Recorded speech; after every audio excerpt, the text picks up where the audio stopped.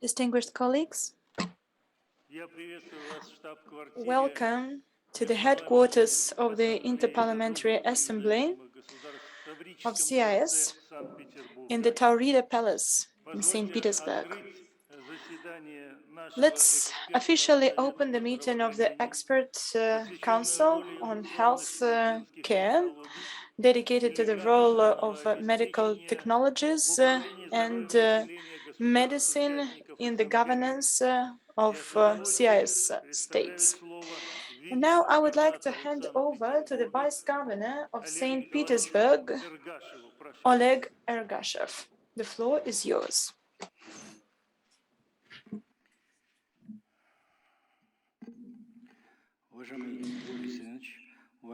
Distinguished Chair, distinguished participants of the meeting, before starting my welcome remarks, I'd like to remind you that our chair had a birthday recently, and he celebrated his birthday at the workplace.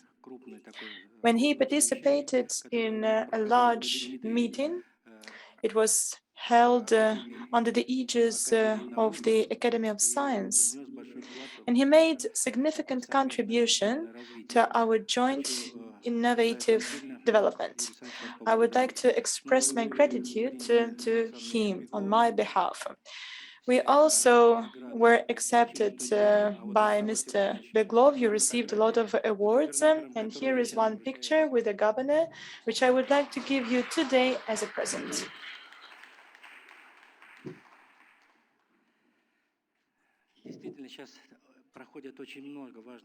A lot of important events and meetings are taking place currently. You know that there is a working week held together with Belarus. We brought the flowers to Piskarovskaya Cemetery together with Prime Minister of Belarus. It has been the second day of active work. We are working on various important aspects, including the issue of healthcare. We work together with Dmitry Pinevich, a person who graduated from the Military Medical Academy of St. Petersburg.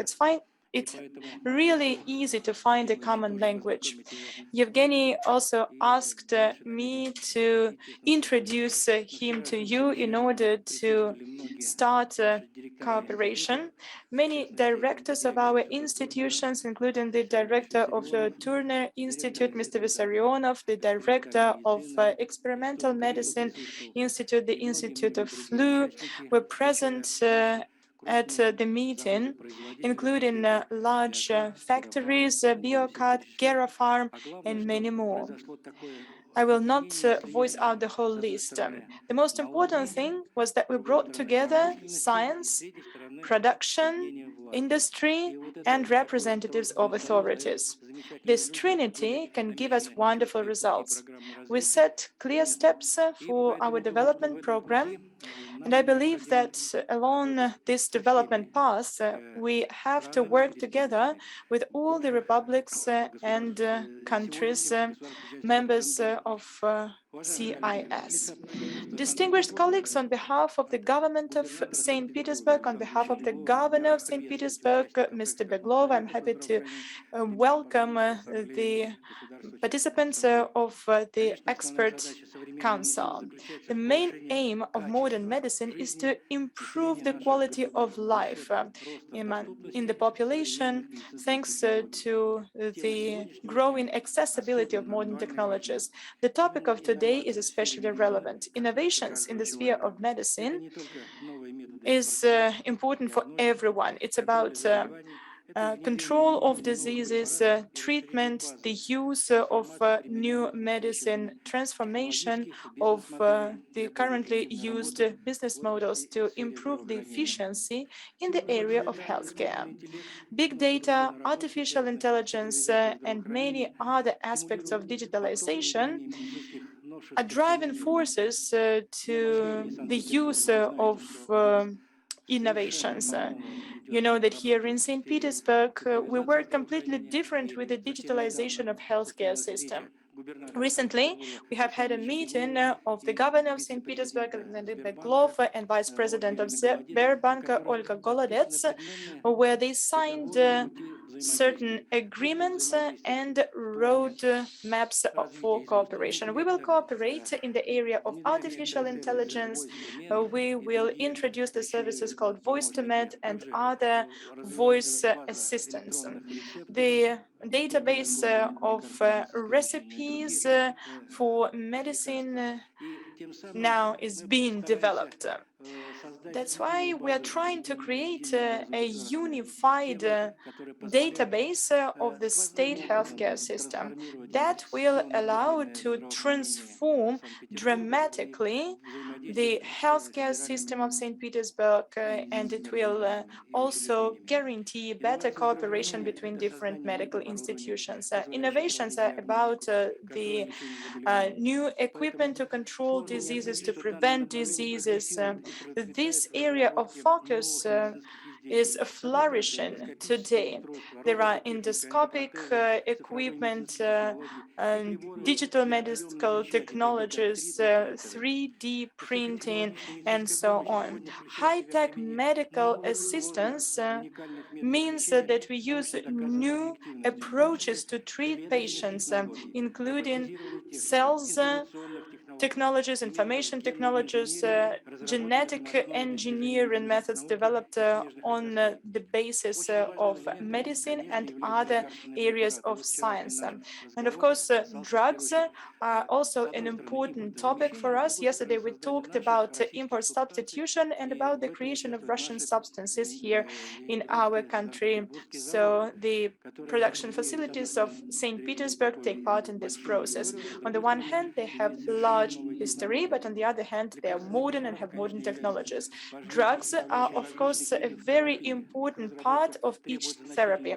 Their development requires significant investments, including the financial investment. And in order to improve the efficiency of the process, experts use artificial intelligence to find optimal molecules and to decrease the cost of clinical tests. In this topic, it's very important to touch upon medical knowledge, because medical knowledge plays a significant role today. I guess we are going to talk about it at the platform of the Expert Council on Healthcare under the aegis of IPACIS. Today, we have the representatives of the most representative medical scientific institutions. Yesterday, we signed agreements with the Republic of Belarus on exchange between our medical organizations. It's important that the Medical Council takes part in the permanent commissions of IPACIS dedicated to various issues of concern, including to the improvement of medical assistance and improvement of health in the population of the countries. The medicine of the future requires new approaches. It requires a completely different interdisciplinary approach in the use of innovations. It should allow scientists, large companies, retail companies, and patients cooperate in real-time mode. I am absolutely convinced that the meeting today forms a basis for the development of the healthcare system. Once again, dear participants, I would like to wish you fruitful work today. I am convinced that everyone who have managed to come to St. Petersburg will find a lot of interesting things to do in the northern capital of Russia and will have the best impressions of our beloved city. Thank you. Thank you.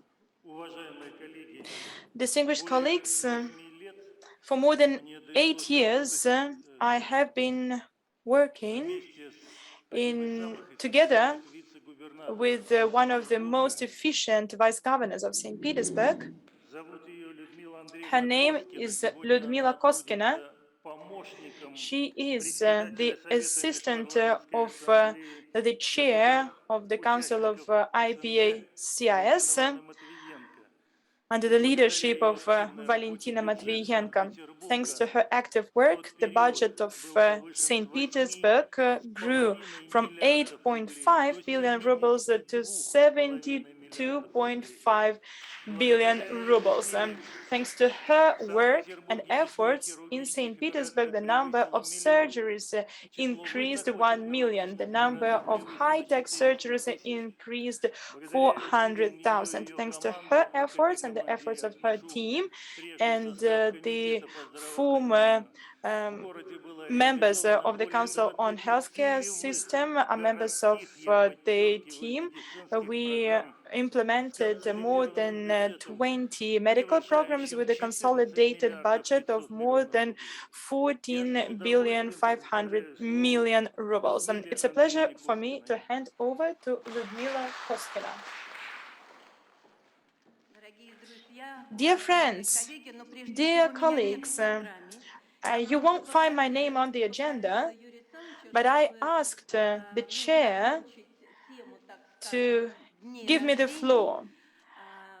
We would like to congratulate the colleagues with birthday who thought that I had a birthday, but my birthday was a long time ago.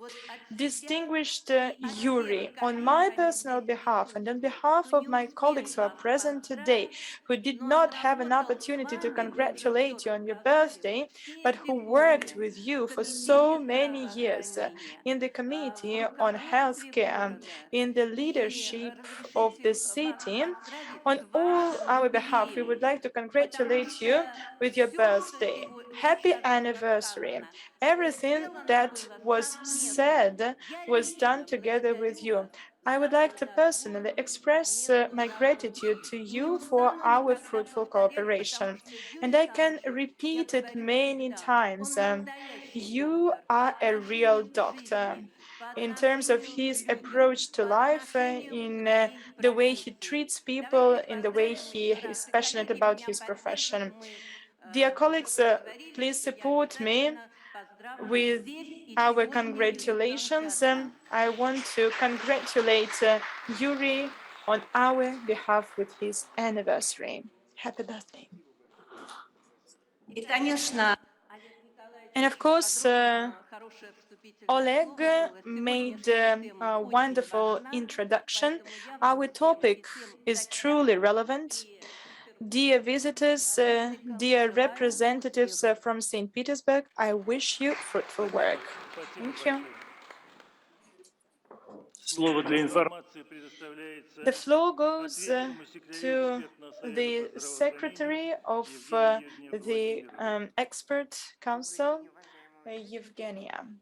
Hello, dear participants. I would like to draw your attention to the fact that together with us, we have people working online, representatives of IPA CIS, including Anatoly Rafailov from Azerbaijan, Tamara Dalgashey, the Republic of Belarus,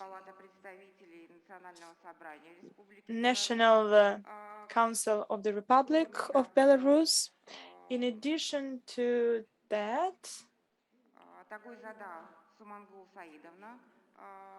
there is Tagoizadora Samangul from the Republic of Tajikistan. She is also the member of our Permanent Commission and the member of the Expert Council. In addition to that, I would like to introduce Mr. Tutkushev, a member of the Expert Committee and the representative of Cardiological Surgery Center in the Republic of Kazakhstan. Dear colleagues, it's a pleasure for me to work according to the advice of Ms. Matviyenko. They are now together. She and her colleagues are traveling now from the Republic of Kazakhstan, where they had a meeting of IPA-CIS dedicated to the 30th anniversary of IPA-CIS. And I would like to make an award. It's a medal and a certificate for the chair of the Expert Committee on Healthcare, Mr. Sherbakov. Thank you for the strengthening of the interparliamentary cooperation. This award goes to you. Thank you.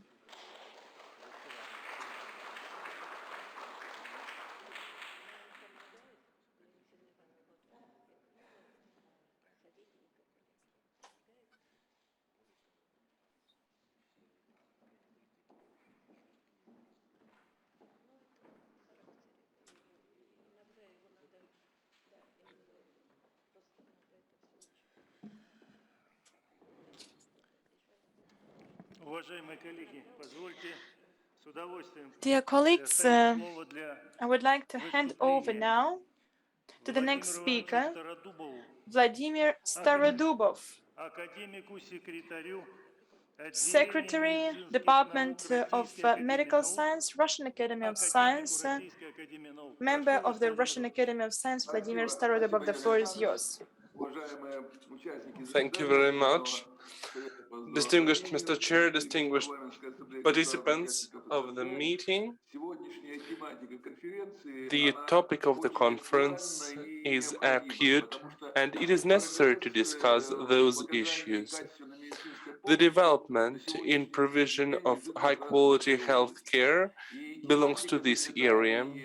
The topic of meetings, the presentations today are raising my interest because they promote this ideology in healthcare systems of our countries. I'd like to stress the institute I work on, the mandate of healthcare ministry, deals with the issues about evaluation of health statistics. Together with the colleagues from CIS countries, we conduct seminars. We know the problems existing in CIS countries. We are going to speak our problems about evaluation of healthcare and health evaluation, which is a base of assessment of quality of work of the state in this area. The Russian Academy of Science Medical Department cooperates with science academies of CIS. On mandate of Russian Academy of Science, we signed a contract with the Eurasian team on medical recommendations. Together with the colleagues from CIS, we take medical decisions and treating methods which are up to date, and due to the organizers of the conference, due to the efforts of medical community, we can do this. The focus of the Assembly on healthcare is very important, and I have seen it since ages. I wish all the participants of the conference good health, and I wish health to citizens of all our countries. Yuri Alexandrovich has birthday, and I have an honor to know him since many years. He is probably the only person who is the chair of the healthcare committee. He has done a lot in the difficult time of Russia, in the history of Russia, and his efforts focused on improvement of St. Petersburg healthcare. Our scientific community appreciates his scientific activities. He was awarded an honor to be the member of Academy of the Russian Federation, and he is not only an organizer, but he is also a neurosurgeon, and therefore, on behalf of the Russian Academy of Science, I congratulate on the birthday and the words which we have written to you are given to you right now. Thank you very much.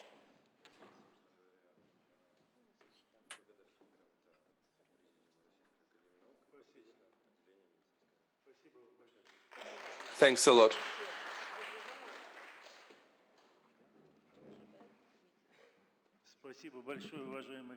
Thank you very much, distinguished colleagues. Now we can start this session.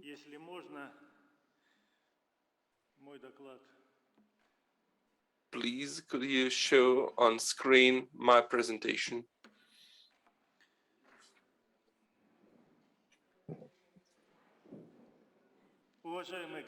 Distinguished colleagues, we have a 10-year-old tradition in the Expert Council. I would like to discuss the most acute issues and the most comprehensive problems. These are organization of healthcare system. The most important problem is sustainability of healthcare system in the new economic reality. The next slide, please. Before we deliberate the changes in the healthcare system in the new economic reality, I'd like to note that since a long time we have been conducting sustainable reforms which lead to discussions. On the left you can see a symbol of the reforms, and it is like a closed circuit, and the practice shows that it looks like this circle, but let's think in 3 dimensions and look to the right. You see that there is a spiral-like movement, but we need to understand where do we go, upwards or downwards. Our interest is raised by the new economic reality. Look on the slide. No doubt, the changes in the healthcare system are about medications provision. The Russian Federation has approximately 500 pharmaceutical productions accredited by GMP. They use 96% of foreign pharmaceutical substances. 75% of those comes from China and India.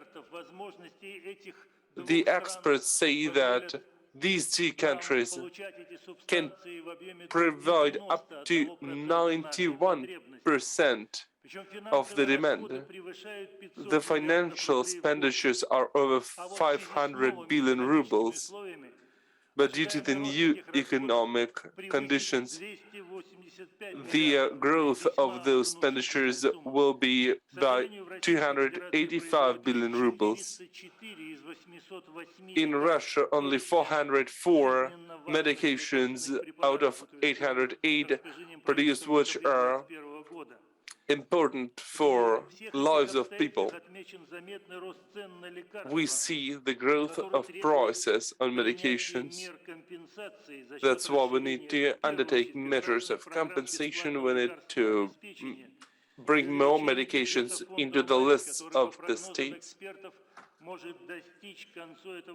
And these expenditures of the medical insurance can be up to 4.5 billion rubles. There are new rules on medications selling, and the recipe now must have the validity date. It is important. It is statin and CETA statuses. Then there are no more requirements on registration of orphan medications. Also, it is important to take off the limits on improvement and access of foreign medications. And we also use at procurement the schemes of resource saving, this risk sharing, when we share the risk, and when we can give those medications back, also offset agreements. These are important forms of procurement. We also try to promote long-term direct contracts and negotiations with producers. Next slide. We expect changes related to medical equipment and spare parts, which 85% are produced in foreign countries. It is out of sanctions. The expenditures for annual expenditures 300 billion rubles, and the expected growth is over 228 billion rubles per year. We see the growth of prices for medical equipment by 10-15%. The maintenance is also difficult because the companies from USA, Europe, Japan leave the market.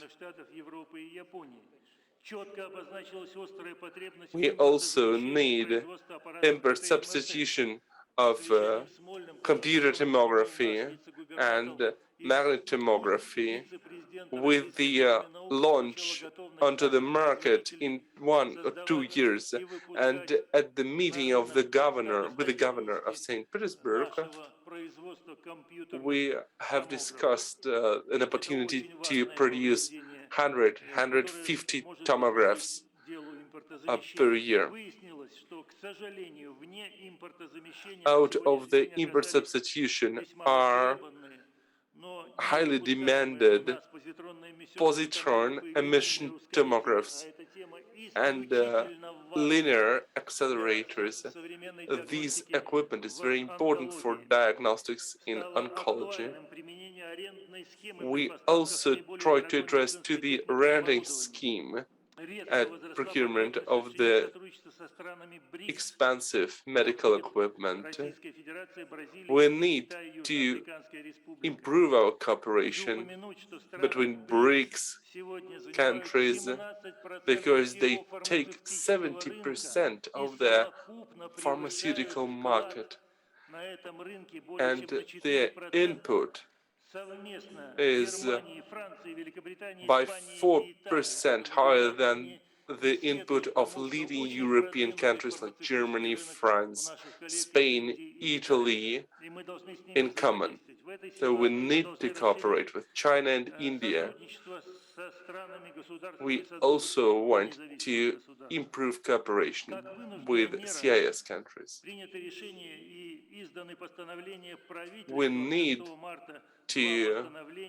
We had to follow the decisions of the government of Russia. There is a special mode of procurements through the quotations with financial limitations. So the starting price is by 650 million rubles higher. And another decision of the government, it is prohibited, temporarily prohibited, to move foreign medical equipment out of Russia. The price of medical services is by 20% higher due to the foreign equipment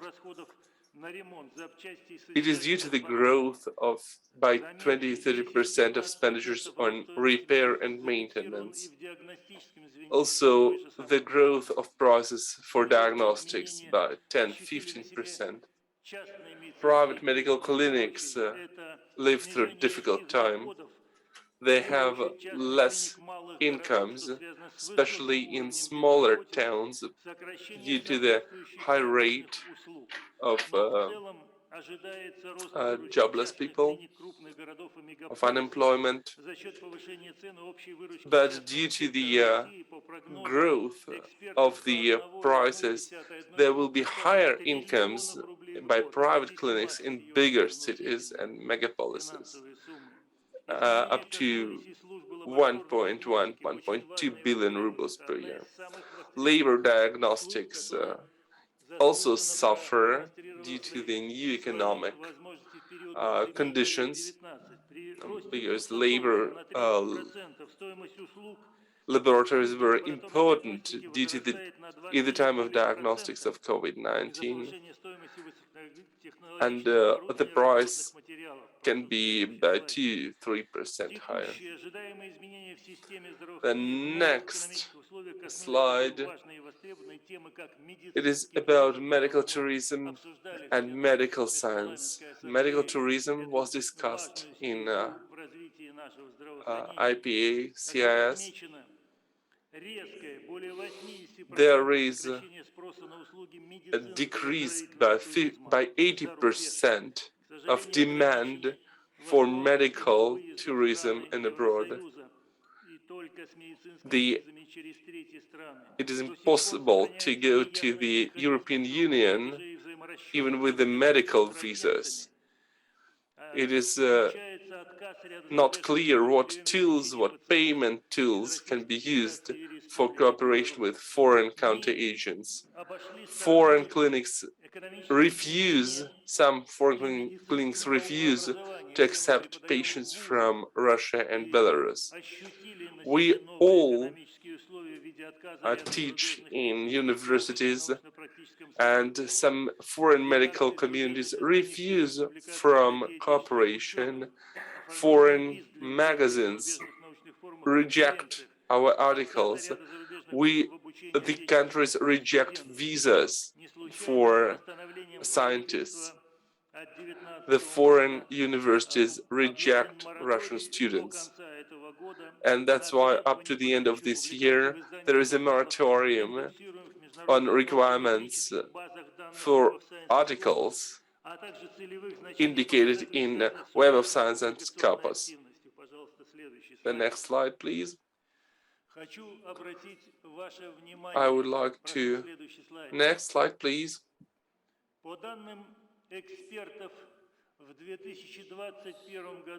In 2021, the healthcare system depended on import of medications and import of original pharmaceutical substances. You see this diagram. It is 56, almost 56%, and for original pharmaceutical substances, you see it is almost 40%. It is very high index. The next slide. 1 week ago, the members of the National Association of Non-Governmental Medical Institutions prepared a set of documents for a sustainable healthcare system. First of all, it is improvement of legal principles of provision of medical services, of the obligatory medical insurance, so that obligatory medical insurance services will be provided in non-governmental clinics. It is very important for development of private medicine. Then the payment of medical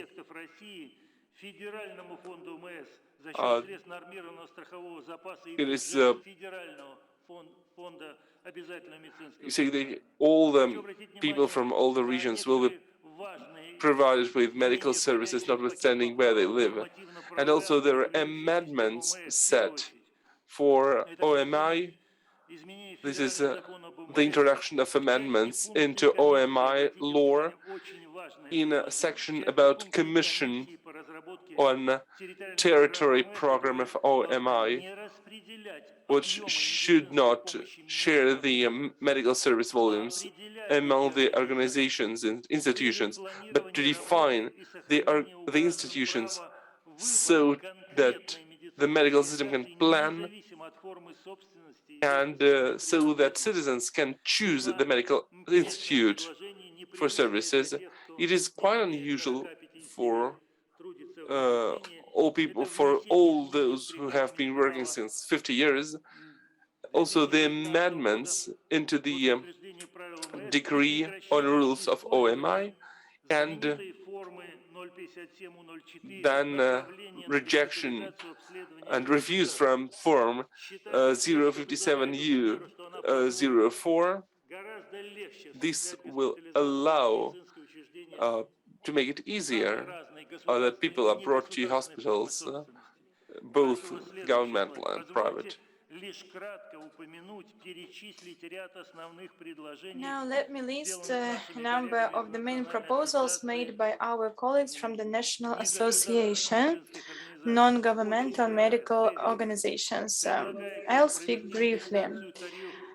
Indexation of OMI tariffs with due regard to the permanent monitoring of their costs, cancel the duties and added value tax for the imported parts and materials for medical equipment, expansion of the structure of expenditures in OMI system, introduce changes to the procedure of medical assistance, provide preferable loan with the interest rate of 3% for medical organizations, and make the procedure of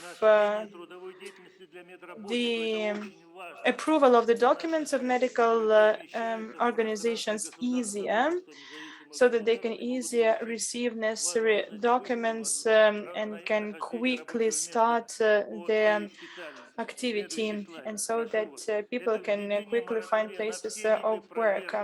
Moratorium for all types of checks, abilities to have distant cooperation between the doctor and the patient in order to diagnose the disease and prescribe preliminary treatment according to OMI. Then provision of preferable vacations for the payments and for the payments of added value tax for the renting of spaces, then increase of the time between the checks of medical equipment, not more often than once in 3 years. Then specification of mandatory requirements related with the constraints of location above the car parkings, plus introduction to the description of waste classes, specific description of Class B and Class C waste to avoid additional expenditures to treat the waste. Specification of the requirements related to the exploitation of the organization's buildings and structures. Then introduction of fixed currency exchange rate with further subsidizing of the difference in currency exchange rates for the purchase of medical drugs, introduction of changes to the procedure of how to receive permissions to import non-registered medical drugs to Russia, and the changes of the criteria on how to what status to give to the medical organizations so that they can receive the category of medium business or medium enterprise. Now, finally, dear colleagues, I would like to tell you that our joint efforts and clear, well-coordinated activities will help us overcome all the difficulties today. The most important thing is our will, and if people have will, there is nothing difficult for them.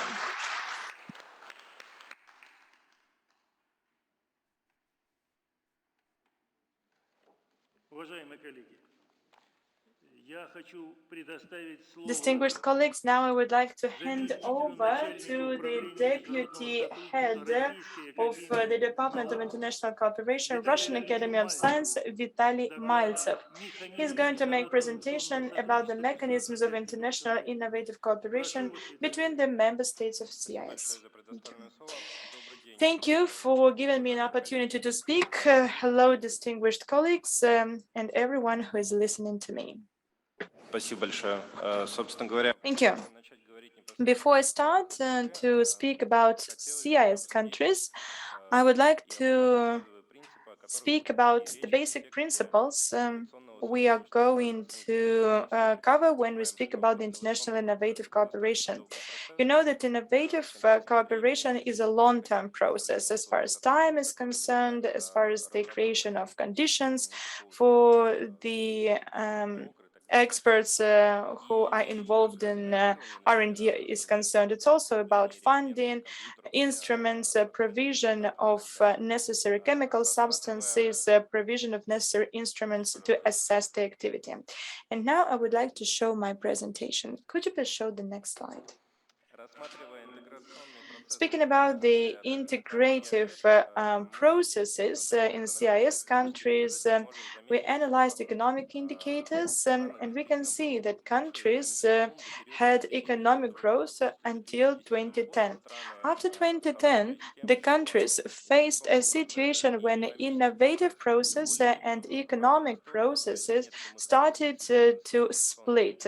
There are no direct investments or involvement of business and medicine in medical technologies, medical equipment, for example. Here at the platform of the executive committee in CIS, we wanted to have a look at the processes that happen in the cooperation between CIS countries and develop the program of innovative cooperation between the countries. Initially, the program was developed until 2020, so the time frame was for 10 years. Then the results were assessed in November 2020. The decision was taken to prolong until 2030. The regulative foundation for the development of the program draft was as follows. The decision of the Council of CIS countries, the decree of the government of Russia, as well as the state contract. We had representatives of various areas, including industry, representatives of authorities, Ministry of Industry and Trade, the representatives of educational facilities who train new experts. And here you can see the creation of the conditions as one of the main program goals of the program: improvement of the quality of life, improvement of the human capital, well-balanced development and comprehensive development of the territory.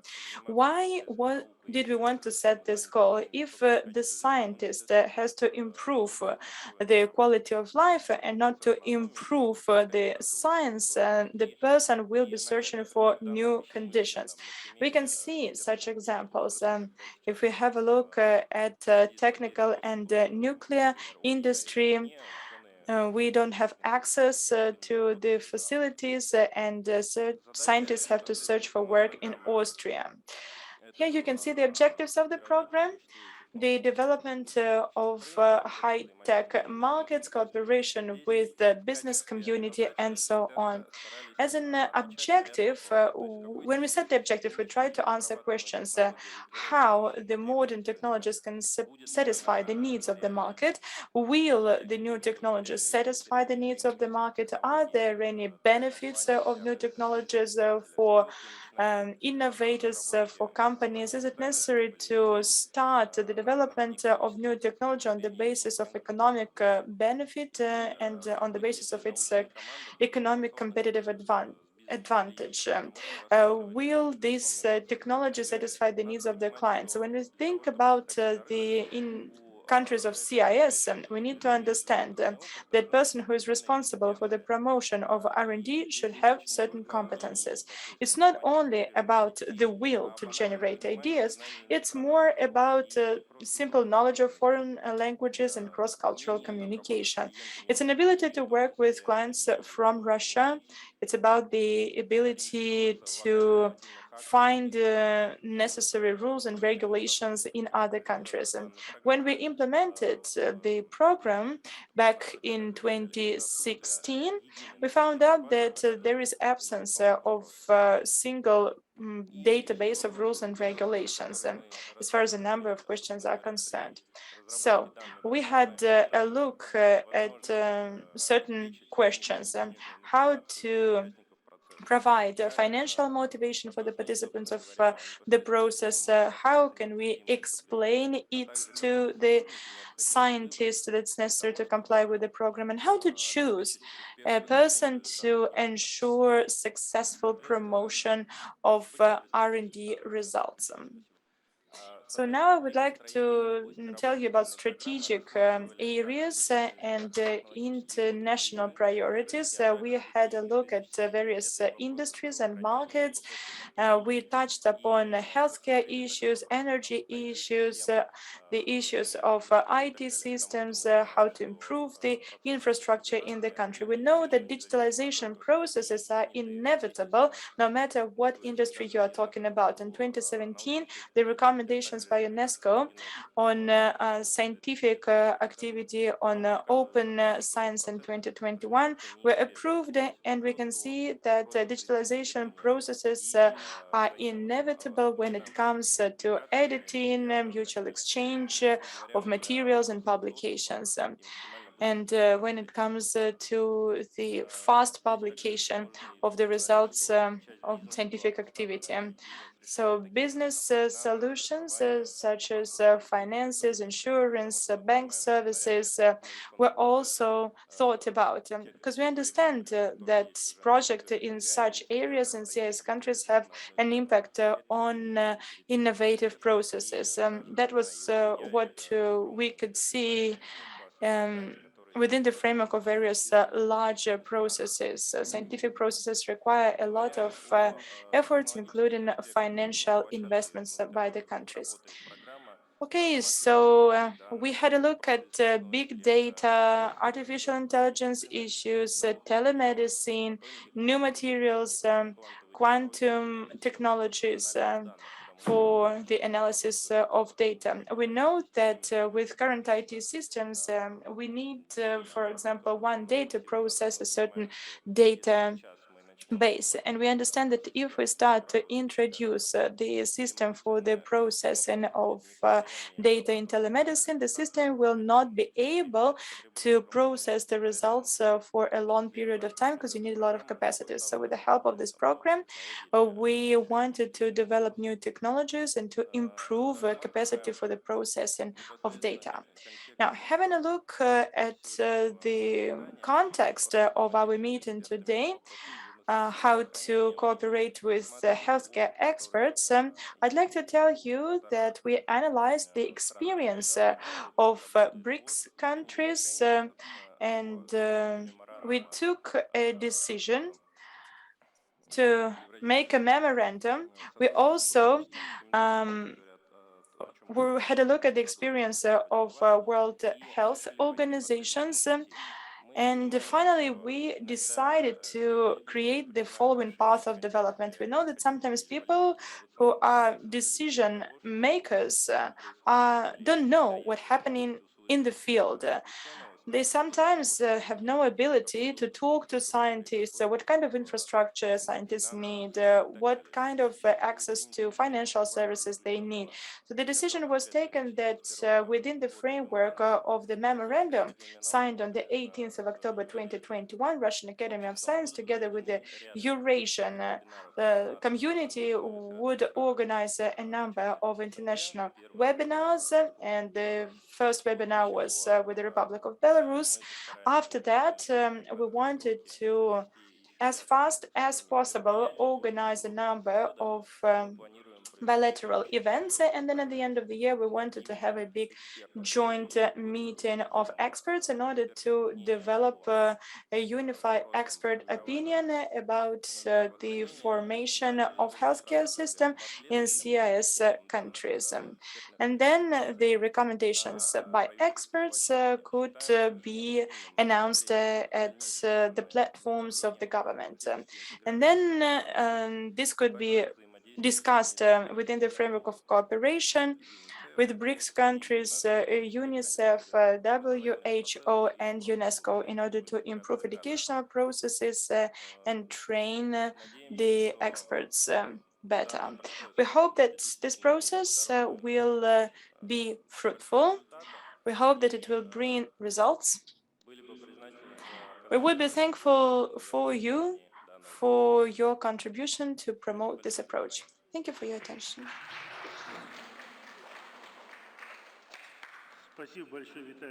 Thank you, Vitaly. Dear colleagues, if you're willing to ask a question, or you can do it at the end of the presentation, or if you think that the topic is relevant, you can ask your question to make an active dialogue right after the presentation. Plus, I would like to remind you that we are limited in time and you are given 10 minutes for your speech. We have a lot of speakers today. Don't forget about it, please. The presentation of Vitaly Maltsev was truly important.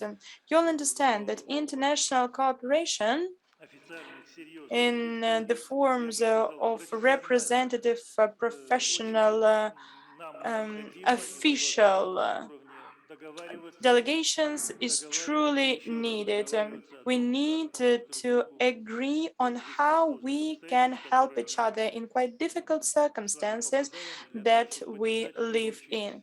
This is the way to support our patients. This is crucially important for all of us. Thank you, Mr. Maltsev. And now I hand over to the head of the laboratory, the Department of Public Health Institute of Problems, Russian Academy of Science, Dmitry Meshkov, who is going to talk about proactive risk-oriented governance of public health and rational use of innovative medical technologies. Dmitry, the floor is yours. Thank you. Thank you. And I would like to congratulate you on your birthday. Thank you for giving us an opportunity to have discussions. We often take part in the meetings like that to discuss the most relevant issues of concern. And I would like to use my clock to check that I speak for no more than 10 minutes. Question number one, the use of innovative medical technologies and rational use of innovative medical technologies today. When we speak about health, we can either try to save money and get rid of innovative development. Or if we think about the future and development strategy, we need to think about innovative development. It requires more money, but it gives you an opportunity for development. To find a certain balance between them, we either save or we innovate. To achieve maximum effect, we need to have a rational approach. Rational approach is about the use of medical technologies. I mean, all the medical aspects related to the cooperation with the patients. We need to use coordination and proactive risk-oriented governance in healthcare system. What is proactive risk-oriented governance? It's about the identification of risks for public health and elimination of risks before they become a big problem. I can tell you that COVID-19 is an example of how to do it, because the first signs of the epidemics were seen in March 2019, and the elimination of risks could give us an opportunity to eliminate the economical, medical, and public problems related to COVID-19 in the future. Plus, there's international cooperation. It's also an important factor. If you improve the efficiency of research in order to improve the database, you need to take into account specific features of national legislations and this is the way to improve the evidence-based medicine and healthcare systems of different countries. The question of the use of medical technologies actually goes beyond the medicine itself, because the formation of health allows you to avoid the use of medical technologies, to avoid the use of medical drugs. In accordance with the statements designed in the mid-20th century by Yuri Lisitsyn, the mode of life is responsible for 50% of health, so we can impact the risks and decrease the demand on medical technologies, the environment 20% so we can impact the environment and impact the risks. The risks related to the medical technologies, to the medicines, they are related to the use of antibiotics in the food industry, in fish industry, when we have a higher risk of antibiotics, and then we meet resistant stem, and also the pollution of environment with pharmaceutical substance and metabolites of those medicines. This raises sensitivity to allergic diseases, and also genetic factors play important role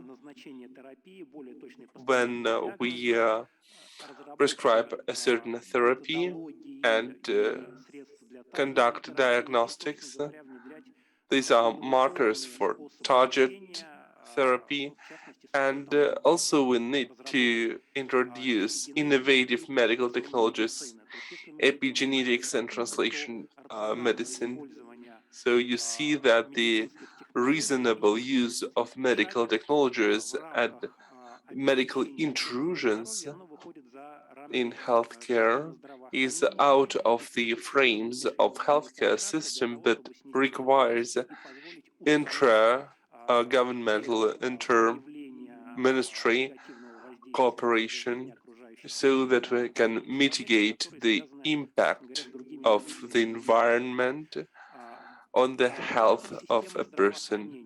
Within the healthcare system, there is an innovative way of development. You see that the increase of anti-oncological medicines leads to lower mortality rate. The cumulative risk is going down. Innovative development, new molecules on the market is followed by the efficiency of treatment. But then this is this diagram, this is the breast cancer, and here you can see cancers of other organs. You see that the raise of molecules and the raise of number of medicines leads to lower mortality rate.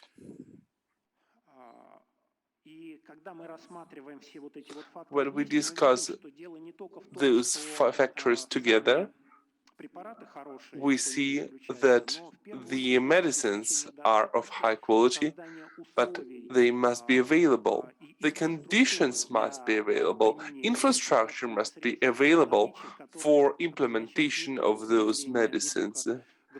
It means not only licensing by the government, but also the logistic chain provision of those medicines to the patient.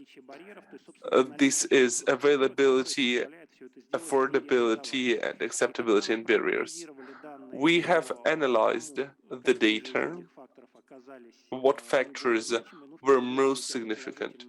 First of all, this is a positive acceptance by medical workers and patients of the new chance so they can get better treatment.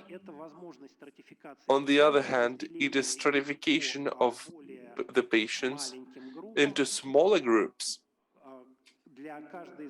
For each group, there is a certain medicine. It is a system of target therapy. There were things which were barriers, but all in all, we see that the reasonable provision of medicines to the population is a comprehensive issue. It is about cooperation between different branches, different bodies. It is solution of comprehensive questions and problems which are out of a narrow question of availability of a certain molecular and its licensing. You see the scheme, the model of proactive, risk-oriented healthcare management. We have discussed it previously. And let's look at the evaluation of healthcare technologies. This is a unit when we evaluate if it is reasonable to use certain medicines and also managemental decisions. For example, to finance or not to finance a medical technology. This unit is not included in schemes, healthcare schemes of all countries. And we have analyzed those data, and the upper picture shows that the number of countries in certain spans of GDP, and here is the number of organizations in countries with certain GDP, a number of those organizations which evaluate the consequences. And we see that poorer countries which do not calculate money, which maybe do not have money, they didn't establish such evaluating institutions. The better developed countries, they take care of their money. If a country analyzes the reasonable use and implementation of medical technologies, they are saving more resources and have better chance for economic development. Those countries which do not evaluate medical technologies, they lose resources and they have lower opportunities for economic development hence lower chances on healthcare system development. The trend around the world is the exchange of information, establishment of various institutions who share the methodology of such systems, and adaptation of the technologies to conditions in different countries. What we are speaking about is a necessity to establish an international global cooperation on the issues of methodology of reasonable and efficient use of medical technologies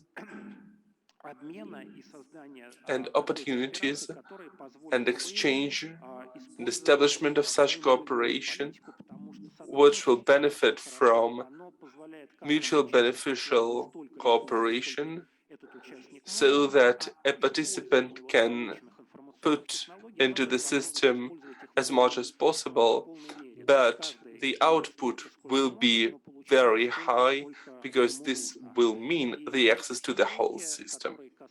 All the units related to cooperation with healthcare systems, these are directions for cooperation, areas for cooperation defined by certain countries, and each country is to determine resources and terms for adoption and cooperation.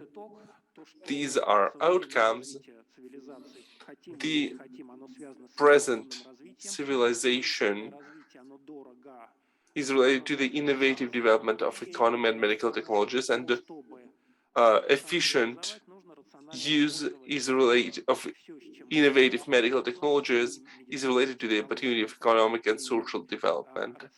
And we need to be efficient. We must be efficient for better healthcare system. We need to introduce the elements of efficient risk-oriented healthcare management. We need global cooperation on methodology of evaluation, exchange and adaptation, and legal changes at national levels on related to the international data exchange. This is what Mr. Sherbuk mentioned. Thank you for your attention.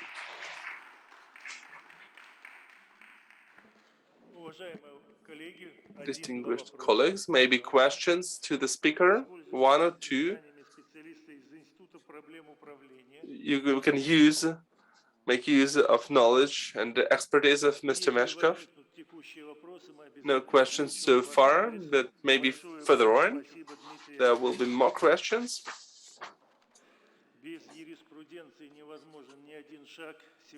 We cannot continue without legal aspects, so I give floor to the professor of the law faculty of St. Petersburg State University, to Nelly Ivanovna Divieva. She will speak about ethical and legal issues on introduction of innovative medical technologies and medicines. Distinguished colleagues, good morning. I'm glad to see all of you. We speak about innovative MTs and medicines, but we all understand that many issues, and Mr. Meshkov mentioned this, many problems are raised by the lack of understanding, by the lack of definitions. What is innovation?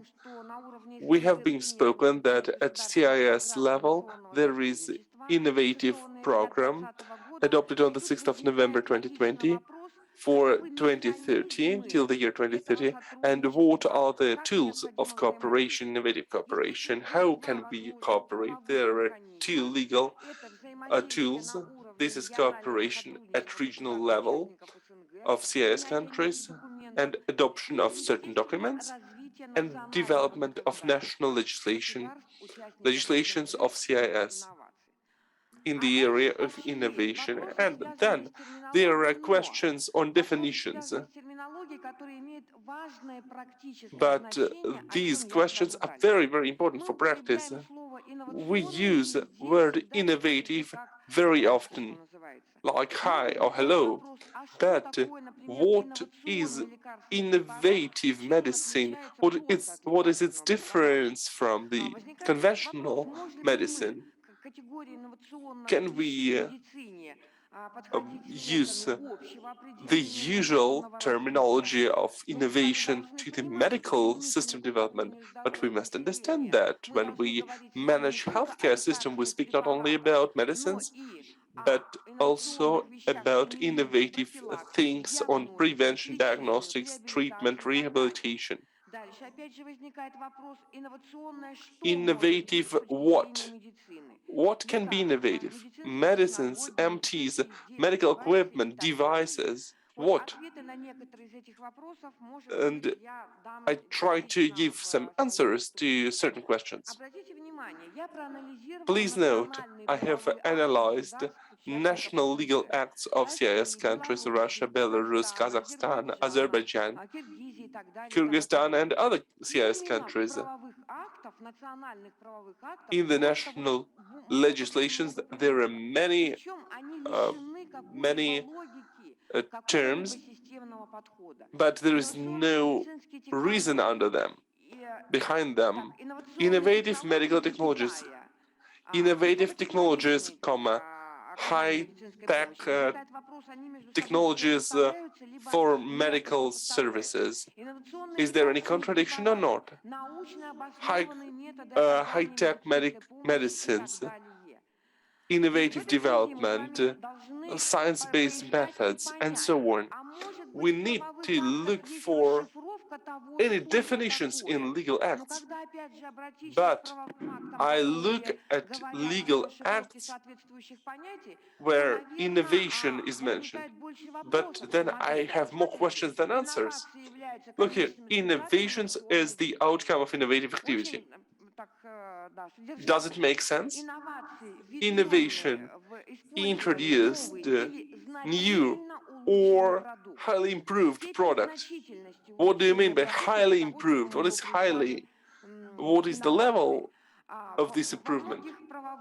In many acts, I saw about the comprehensive scientific methods and means, introductions of which is socially significant and economically efficient. So, dear colleagues, what is innovative product? What is innovative methodology and non-innovative methodology? Should we say that anything new is innovative? Can we use general regulations on management of healthcare? We have a model law of CIS on innovative activities from the year 2006, but an innovation in medicine and innovation in other areas, are these same innovations? Do they possess the same features? In all our medicines and all our MTs, we should follow evidence-based medicine, that those means should be available.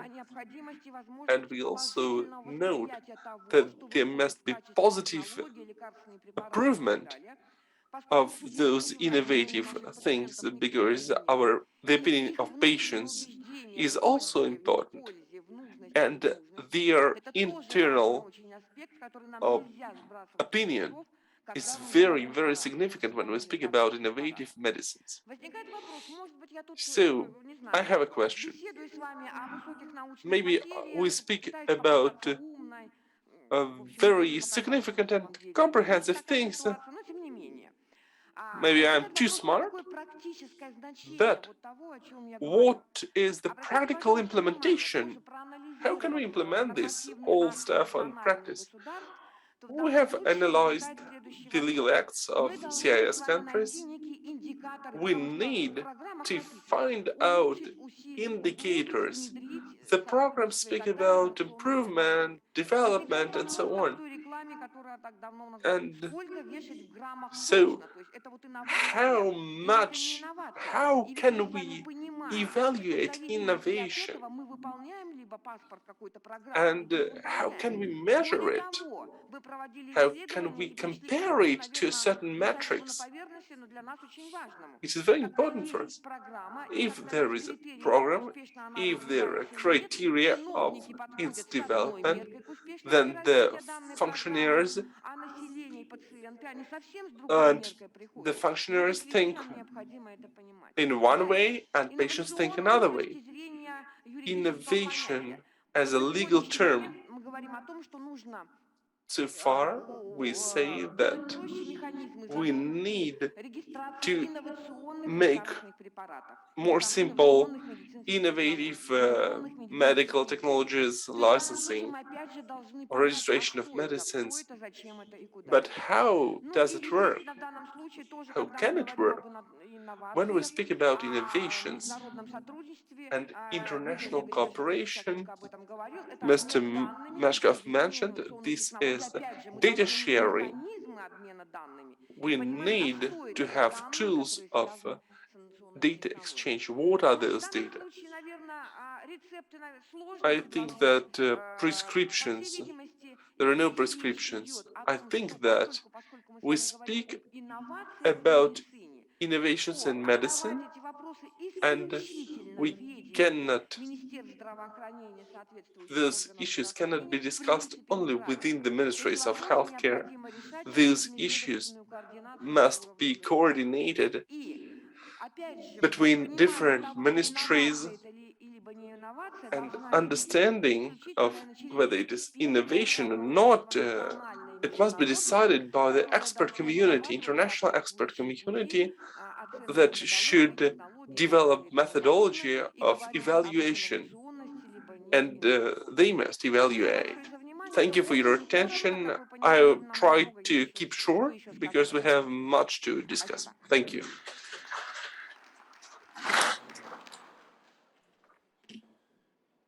Коллеги, вопросы? Are there any questions? We would like to have an interactive discussion.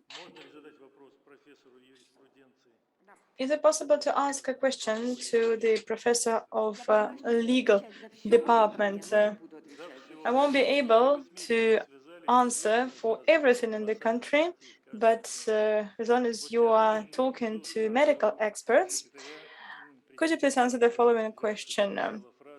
The representative of our meeting said that we should use the term of economic restrictions instead of the S word. And this word doesn't comply with the international law, but the word restrictions or economic restrictions allows to interpret it and to use it at forums and conferences and our meeting in a broader way. What is your opinion about it? Dear colleagues, on the one hand, it's a legal question because the norms of international law use this term. But when we talk about negotiations and other processes, other aspects of life play their role. You may call it differently, economic restrictions, or you can use any other terms, but the most important thing is that we have to go down to business and resolve the problems. I think that the use of terms is legally correct, but it doesn't eliminate the problems that we have to resolve. And we need to consolidate the opinion of the expert community in CIS countries so that it is easier to overcome the obstacles and the restrictions. Thank you. Thank you. And now I would like to hand over to Sergei Savashinsky, Director of Eurasian Cooperation on Clinical Recommendation and Development of National Health. He's going to speak about public-private partnership. Some years ago, our colleagues, economists, promoted the topic of PPP in St. Petersburg. Today, in modern economic conditions, this process gets activated. The topic of Sergei Savashinsky, PPP as the basis of the introduction of innovative technologies in the healthcare system in CIS countries. Distinguished Chair, thank you for giving me the floor. Dear colleagues and those who watch us online, we have been working together for many years. So right now, I would like to address Ludmila Andreevna. Please have a look at the results of our cooperation. It started many years ago in Smolny. We worked a lot. We worked for 11 years, and at the platform of the Expert Council, we have achieved a lot. We expressed a lot of pleasant and warm words to each other, and I would like to draw your attention to specific results of public-private partnership, which has been developing over the course of all those years. Today, I'd like to speak about the outcomes and results of PPP. For today, you will receive the presentation, but the majority of our colleagues here in the hall and listening us online know us, know that we have been working for a long time. Our organization is called Eurasian Cooperation on Clinical Recommendation and Development of National Health. This Eurasian cooperation is the result of the activity of healthcare committee under the aegis of IPA-CIS. I'm not going to speak about the mission of Interparliamentary Assembly. I don't want to take too much of your time, and I want to move to the most important aspect. Today, I would like to draw your attention to the following. The main start of our project activity happened on the 1st of October 2020 in Minsk. The basic document which allows us to work with our colleagues from CIS, but also our colleagues from big international organizations located in various countries of the world is the one that you can see on the screen. The resolution, which was adopted on the 23rd of November 2020 during the 75th session of the General Assembly of the United Nations, is the basic document. It's called the Cooperation between the Organization of United Nations and CIS. It covers all the aspects of cooperation, but item number 3 is highlighted on the screen. Offers specialized organizations and other institutions, programs, and international financial institutes to develop their cooperation with CIS. This is the document which legitimizes the regional structure as the CIS on cooperation with the UN. Today, I would like to show you that during the course from 2015 to 2022, a lot of important documents were adopted. They are related to model laws, not only healthcare, but also public health protection laws. I'm not going to touch upon the documents approved by the Committee on Social Policy and Human Rights under the aegis of IPA-CIS, but there are 2 draft laws which are being discussed, and it's about the insurance of professional activity. We've been talking about it for a long time, There are some preliminary ideas for the law, and I think it's very important. In addition to that, we have debates, ongoing debates in the parliaments related to the provision of medical drugs. Nelly said it many times that in all the countries there are rules and laws on the medical drugs. And as far as provision of medical drugs is concerned, the decision was taken that it is planned to develop the model law on the provision of medical drugs. Plus, today, I would like to let you know that there is a committee on the principles of bioethics and evidence-based medicine under the aegis of IPCIS. It took us quite a long time to establish it. I'm not going to tell you why it happened so, but within the framework of this committee on the principles of bioethics, there are three coordination committees. Committee on Rational Use of Technologies, Committee on the Families of International Classifications, WHO, Committee on Biological Safety. Dmitry started to speak about it, and Sergey and Alexander Mohov will continue to talk about it. All right, so now I'd like to tell you about current projects of ECHD.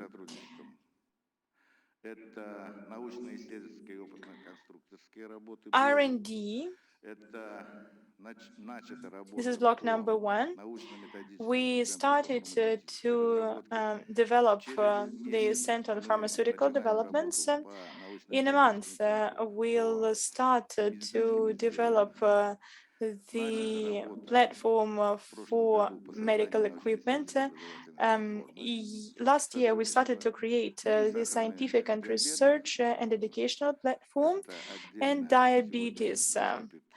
This is the next topic. Yelena Vladimirovna will speak about it today. Larissa will add.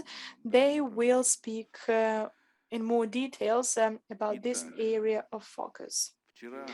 So, yesterday, together with Alexei Chukanov, we discussed the topic, and we believe that from the 18th till the 22nd, we will have negotiations in Minsk where we will give start to 6 R&Ds on clinical research, on clinical studies, on systematic analysis and clinical guidelines, on healthcare technology assessment and healthcare management technologies and medical care quality assessment.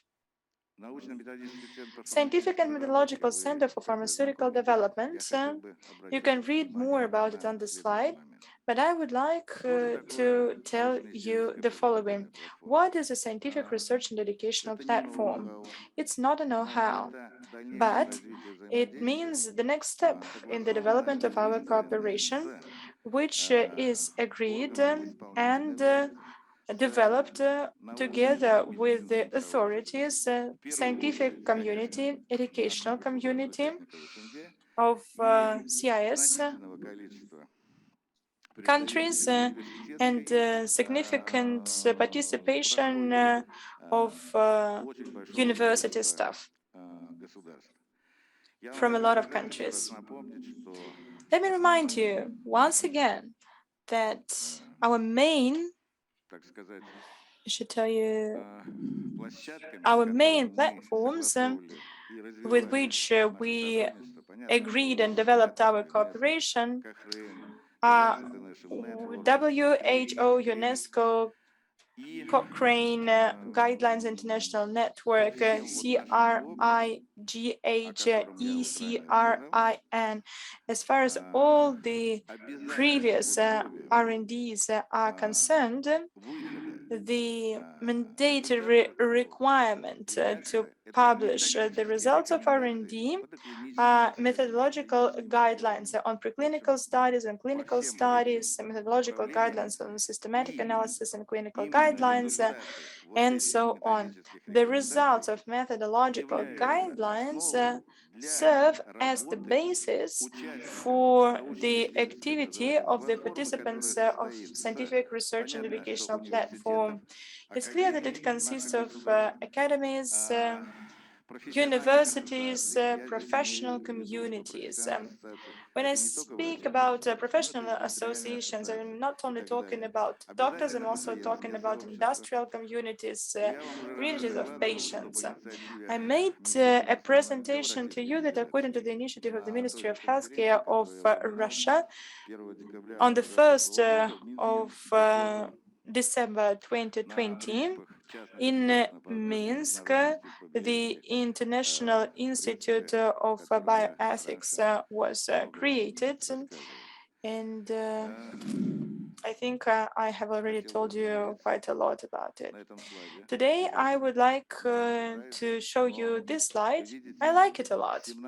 You can see 17 Sustainable Development Goals. Our cooperation that I'm talking about, and namely, I mean cooperation between universities, countries, authorities, professional associations, covers 17 Sustainable Development Goals. 11 out of 17 goals are covered. Here you can see the tasks and key performance indicators. I find it crucially important. Mr. Chair, I'm about to finish my presentation, and I would like to hand over to my colleague Andrei, and he will take 3 minutes to give additional information. Now I would like to talk about the most important thing, the funding of projects that exist and will continue to develop within the framework of our cooperation. So, we are about to create the first endowment fund. It's called Gerard. We are at the final stage of its creation. It should be completed in May, and it's created in the city of Yerevan. At the meeting we are going to have in Minsk, we will determine priority capitals where the offices of the fund can be opened. It's Minsk, Tashkent, Astana, and as for other cities, we will agree on them during our next meeting. Today, there's something I'd like to tell you. It has taken us quite a long time to understand how we should finance all the above mentioned activities, research, works, projects. A lot of ideas were offered. We faced new challenges and barriers. They led us to a situation when, at the beginning of 2022, we decided to create the first grant endowment fund. Let me take a minute of your attention. We will have project offices. A project office can be created for a specific area of focus. The funding of R&D is quite significant. It's not 4 or 5 million rubles. It's more. It's much more. And the project group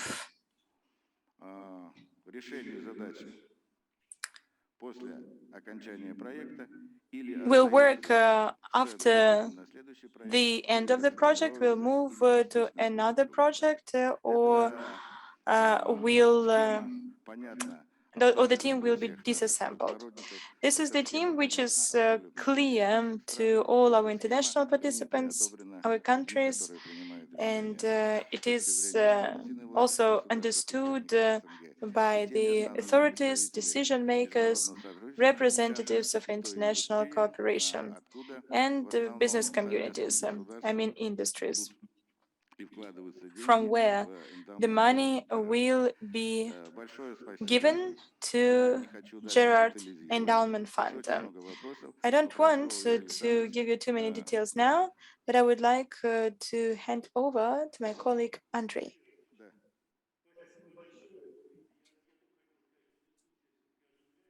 The speaker is not using the mic. Unfortunately, interpretation is not possible.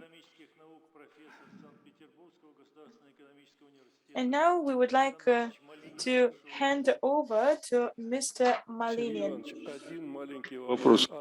One little question.